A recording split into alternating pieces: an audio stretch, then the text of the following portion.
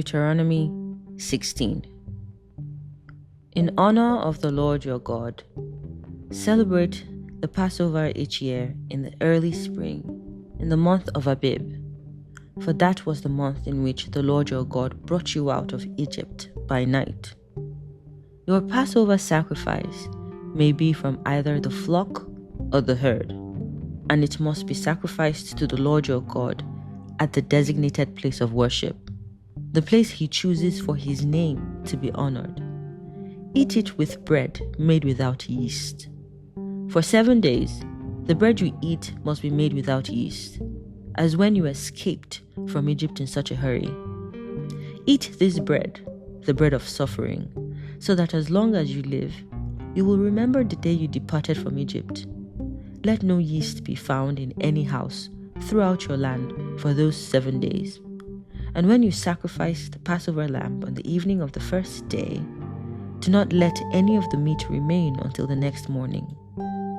You may not sacrifice the Passover in just any of the towns that the Lord your God is giving you. You must offer it only at the designated place of worship, the place the Lord your God chooses for his name to be honored. Sacrifice it there in the evening as the sun goes down on the anniversary of your exodus from Egypt. Roast the lamb and eat it in the place the Lord your God chooses. Then you may go back to your tents the next morning. For the next 6 days, you may not eat any bread made with yeast.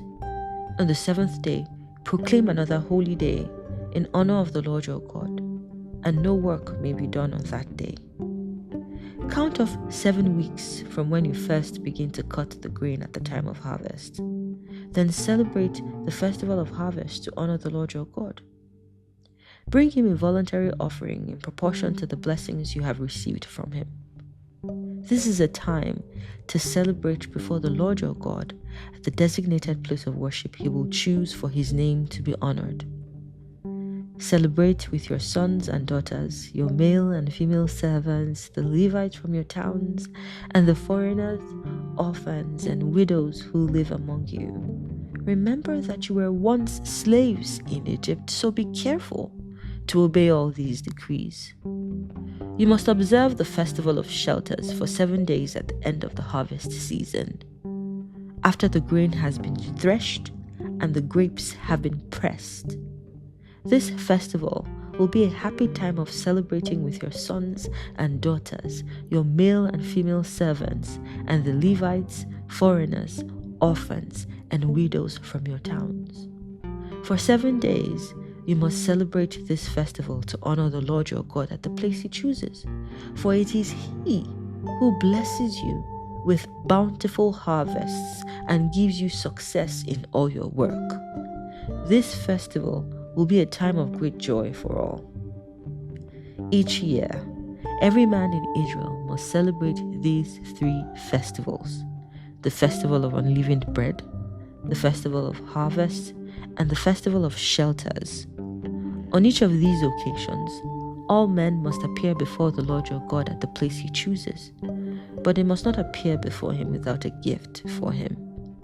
All must give as they are able, according to the blessings given to them by the Lord your God. Appoint judges and officials for yourselves from each of your tribes in all the towns the Lord your God is giving you. They must judge the people fairly. You must never twist justice or show partiality.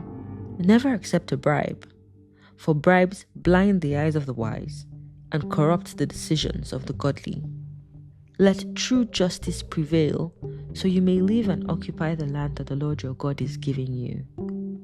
You must never set up a wooden Asherah pole beside the altar you built for the Lord your God, and never set up sacred pillars of worship, for the Lord your God hates them.